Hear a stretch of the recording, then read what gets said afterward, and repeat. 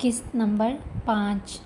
इसहाक, अभी के अभी चलो यहाँ से, मुझे इस घर में मज़ीद 1 मिनट भी नहीं रुकना। सब लोगों को टीवी लाउंज में मौजूद देख दाऊद साहब ने सख्त लहजे में नया हुक्म जारी किया। इनके इस कदर शदीद रद्द-ए-अमल पर सभी एक पल के लिए साकत रह गए। तुमने सुना नहीं मैंने क्या कहा? दाऊद साहब ने इसहाक साहब को गर्जदार आवाज़ में दोबारा मुखातब किया।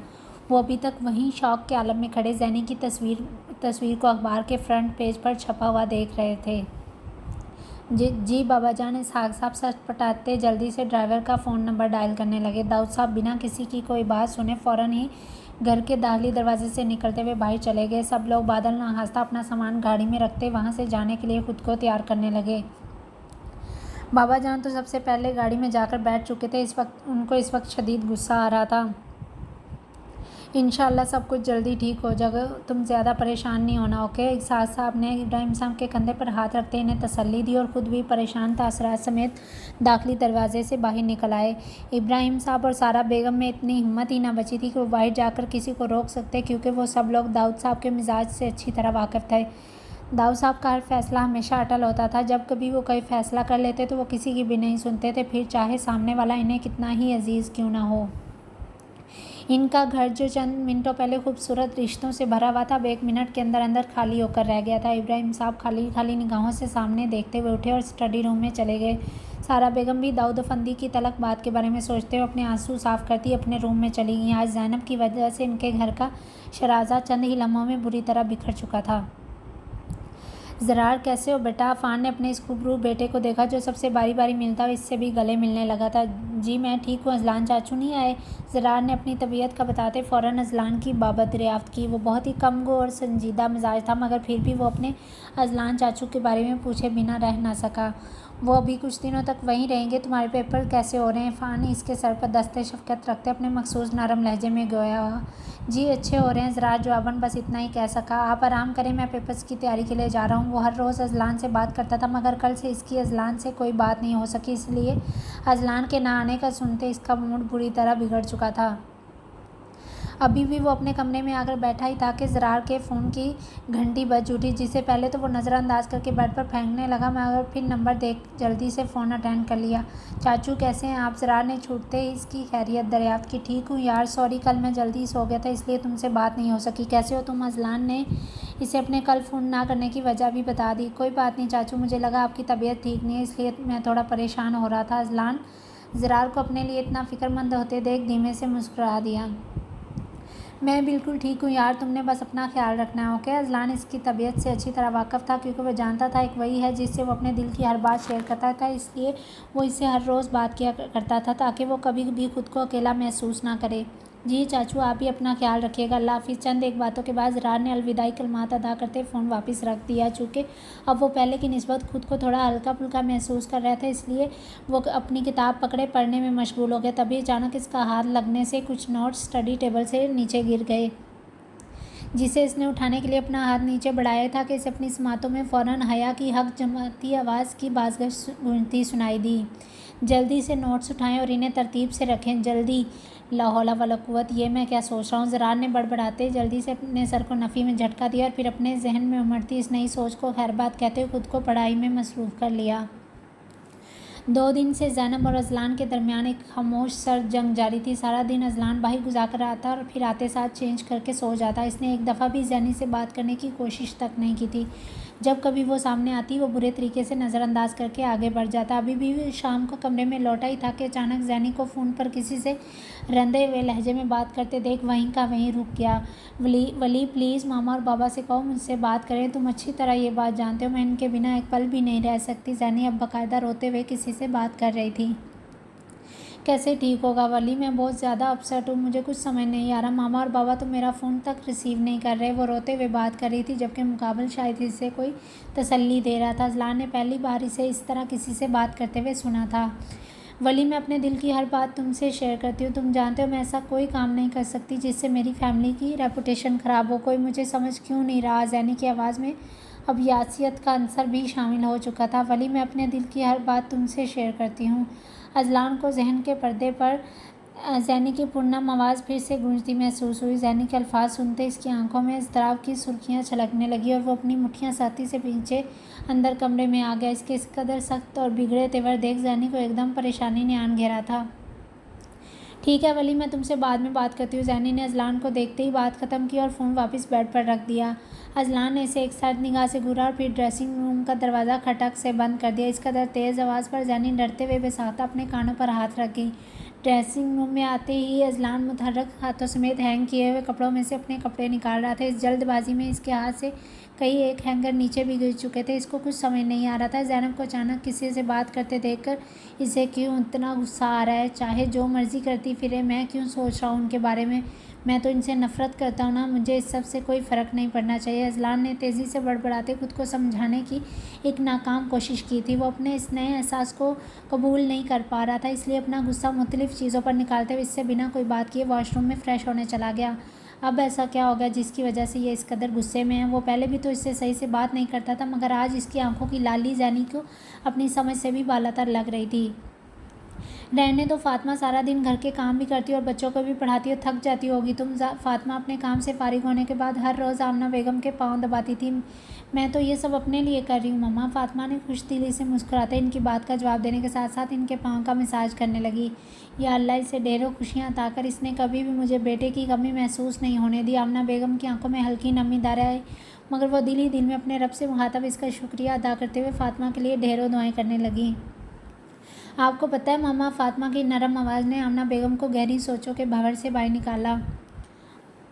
कुरान पाक में कई मकामात पर अल्लाह ताला ने अपनी इबादत के बाद वालिदैन से हुस्ने सलूक का जिक्र किया है। सूरत निसा की आयत नंबर 36 में है वाबुदू वला तुश्रिकू बिही शैअन व बिल वालिदैनि ihसाना। तर्जुमा, और अल्लाह की इबादत करो और इसके साथ किसी चीज़ को शरीक ना ठहराओ और अपने माँ बाप के साथ एहसान करो। एक और जगह पर भी है, सूरह अनकबूत की आयत नंबर 8 में है ववस्सैनल इंसान बिवालिदैहि हुस्ना। तर्जुमा, और हमने इंसान को अपने वालिदैन के साथ अच्छा सलूक करने का हुक्म दिया है।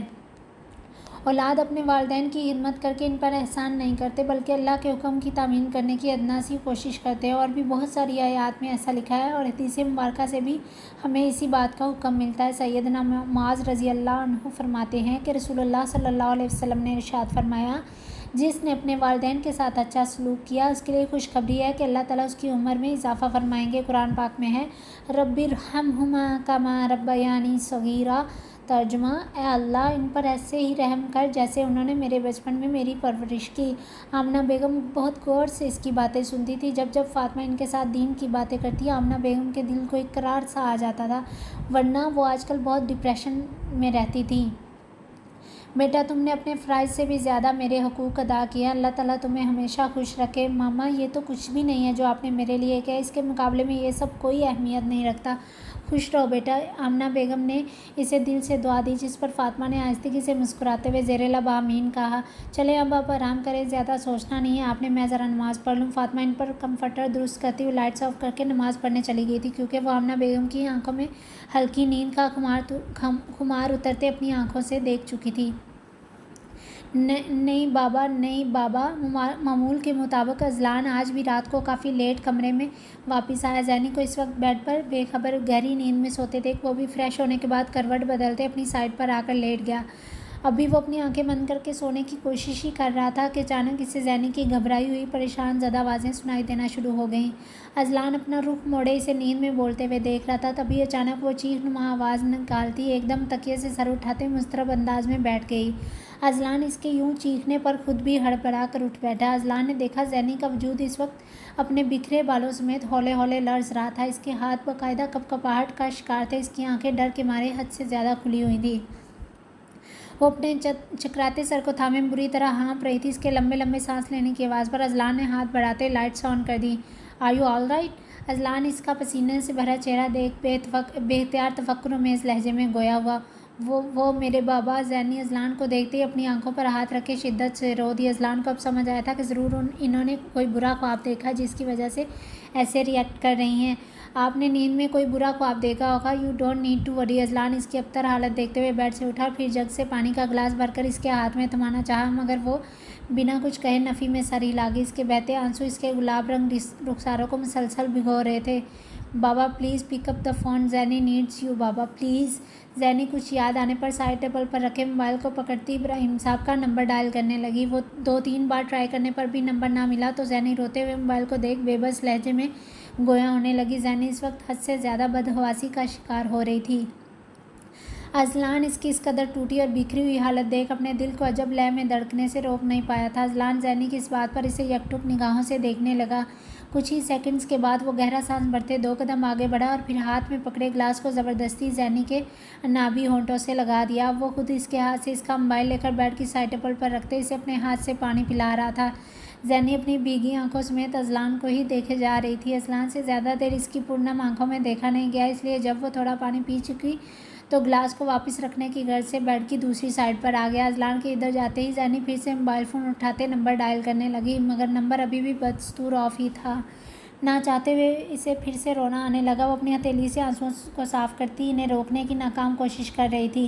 Relax, it was just a dream. अपनी आंखें बंद करके सोने की वो कोशिश करें, नींद आ जाएगी। अजलान ने इसे फिर से मोबाइल पर नंबर डायल करते देखा तो अपने कदम आगे बढ़ाते हुए बेड के पास खड़ा होते इसे नरम लहजे में तसल्ली दी। जैनी उसको यूं अपने बिल्कुल सामने खड़ा देख अपनी नज़रें बेहतियार नीचे झुका गया। वो इसके कहने पर फ़ौरन तकिए पर सर रखे करवट बदलकर सोने की कोशिश करने लगी। ज़रा सी आंख खोलने पर इसे महसूस हुआ अजलान अभी भी इसके सामने ही खड़ा, इसलिए फ़ौरन से पहले अपनी आंखें शिद्दत से मूंद ली। जैनी की इस बचगाना हरकत पर अजलान के लबों को बेहतियार धीमी मुस्कान ने आन छुआ था। अजलान ने जल्दी से खुद पर काबू पाते लाइट्स ऑफ कर दी। अभी थोड़ी ही देर गुजरी थी कि अजलान को जैनी के पुरस्कून नींद में डूबी हल्की हल्की सांसों की आवाज़ें सुनाई दी। अब वो एक नज़र इसे देखता खुद भी आंखें बंद करके सोने की कोशिश करने लगा। यार शुक्र है जान छूटी इन पेपर से। रोशान अपने साथ चलते ज़रार को देखते तमानियत भरे अंदाज में गोया हुआ। जवाबन वो कुछ भी कहने के बजाय सिर्फ धीमे से मुस्कुराने पर ही इक्तफा कर सका। आज इनका आखिरी पेपर था, इसलिए रोशान दुआया अंदाज में हाथ ऊपर उठाए बाकायदा शुक्रिया अदा कर रहा था। चलो कैफ़ेटेरिया चलते हैं। ज़रार के कदमों का रुख पार्किंग साइड की जानब बढ़ते देख रोशान ने इसे कैफ़ेटेरिया चलने का कहा। वो भी बादल न हंसता इसके साथ इसी साइड आ गया। आज तुम्हारा लास्ट पेपर भी हो गया, चलो अब ट्रीट दो। ड्राइवर अंकल को मरियम को पिक करने कॉलेज जाना था। कार और वक्त को देखते इसके जहन में प्लान बना और फिर इसी के तहत वो भी ड्राइवर के साथ इसके कॉलेज आन टपकी थी। अभी मरियम क्लासरूम से बाहर आई थी कि हया ने अपनी फरमाइशें शुरू कर दी। वो किसकी खुशी में? मरियम ने इसके ट्रीट मांगने पर एक अब्रू ऊपर उचकाए इस्तफसारिया अंदाज अपनाया। तुम्हारी आज़ादी की खुशी में और किस खुशी में? हया ने बाकायदा मुंह बसोल लिया। इसके नरूठे लहजे पर मरियम की भी हंसी छूट गई और फिर वो दोनों कैंटीन की जानब बढ़ गईं। फिर मेरी भी एक शर्त है। कैसी शर्त? हया ने भी सवालिया निगाहों से मरियम को देखा। आज तुम महारानी बनने के बजाय उधर से सारा ऑर्डर खुद लेकर आओगी। तब तक मैं अपने क्वेश्चन पेपर से देखूंगी कि मैंने सही आंसर लिखे भी हैं या नहीं। मरियम ने आज एक साथ सारे के सारे बदले उतारने का इरादा किया, क्योंकि वो हर बार मरियम को ही कैंटीन पर ऑर्डर लेने के लिए कहती थी। बादल न हंसता, वो भी मान ही गई। चलो फिर लग जाओ लाइन में। मरियम ने इसे गैर मुतवक्का तौर पर अपनी बात मानते देखा तो हैरत भरी निगाहों से मुस्कुराते इसे वहाँ से भेजा और फिर खुद एक टेबल पर बैठी अपनी बुक से मुख्तलिफ सवालों के जवाब चेक करने लगी। जब वो दोनों कैंटीन में दाखिल हुए तो रोशान की नज़र सामने टेबल पर गई, जहाँ वो रेस्टोरेंट वाली लड़की सामने ही टेबल पर बैठी नजर आई। इसने फ़ौरन ज़रार को कहा कि आज वो ऑर्डर ले आए। ज़रार इसकी बात से अनजान अस्बात में सर हिलाता हुआ आगे चला गया और वो खुद इसी टेबल के सामने वाली टेबल पर बैठकर इस रेस्टोरेंट वाली लड़की को बगौर देखने लगा। मरियम इर्द गिर्द से बेनियाज अपनी बुक से सवालात देख रही थी। इसके तासरात पल पल बदल रहे थे। सही सवाल होने पर वो खुश हो जाती और जहाँ कहीं से थोड़ा सा शक का गुमान गुजरता वो उदास हो जाती थी। रोशान इसका पल पल बदलता मूड देख आहिस्तगी से मुस्कुरा रहा था, लेकिन मरियम हनूज अपनी नज़रें नीचे झुकाए बार बार ग्लासेस को आगे पीछे करती अपने काम में लगी रही थी। अचानक किसी के लड़ने की आवाज़ पर वो दोनों भी उधर मुतवज्जा हुए, जहाँ हया और ज़रार एक बार फिर से लड़ने में मसरूफ़ थे। इस बार तो इनके आसपास अच्छा खासा रश लगा हुआ था। इत्फाकन इन दोनों ने इन्हें एक नज़र देखते हुए बाकायदा अपना सर पीट लिया। अभी कुछ देर पहले ज़रार इतनी लंबी लाइन को देखकर कुफ़त का शिकार हो रहा था। वो बेचारी से भरपूर तासरात चेहरे पर सजाए बार बार अपनी कलाई में बंधी रिस्ट वॉच को देख रहा था। इसे इस वक्त शदीद गुस्सा आ रहा था कि ऐसा क्या है इस कैंटीन वाले के बर्गर में जो रोशान खाए बिना घर नहीं जा सकता था। मगर इस लाइन में मौजूद इसके सामने खड़ी लड़की को शायद कोई जल्दी नहीं थी। वो अपने हाथ में मौजूद मोबाइल पकड़े बाकायदा किसी से चैट करने में मसरूफ़ थी। ज़रार ने एक दफ़ा देखा कि इसके पीछे वाली लड़की इसके आगे से होकर लाइन में जा मिली थी, मगर इसके आगे वाली लड़की को कोई होश नहीं था। वो बदस्तूर अपने मोबाइल फ़ोन में बिज़ी रही थी। ज़रार को ये खुले सिल्की बालों वाली लड़की इस वक्त जहर लग रही थी, जिसका इसने अभी तक चेहरा भी नहीं देखा था। आखिर को कब तक बर्दाश्त करता। इसका पारा हाई हुआ और वो इस लड़की से बहस करने लगा। अगर आपने कोई चीज़ लेनी ही नहीं है तो बाकियों का टाइम क्यों वेस्ट कर रही हैं आप। ज़रार के इस कदर गुस्सीले लहजे पर सामने वाली लड़की ने चौंकते हुए इसे मुड़कर देखा तो वो दोनों ही एक दूसरे को फ़ौरन पहचान गए। ओह, तो ये आप हैं। मैं भी कहूँ हर कोई इतना बदतमीज़ नहीं होता जितने आप हैं। हया ने बिना किसी लगी लिपटी के इस पर फिर से तंजिया वार किया।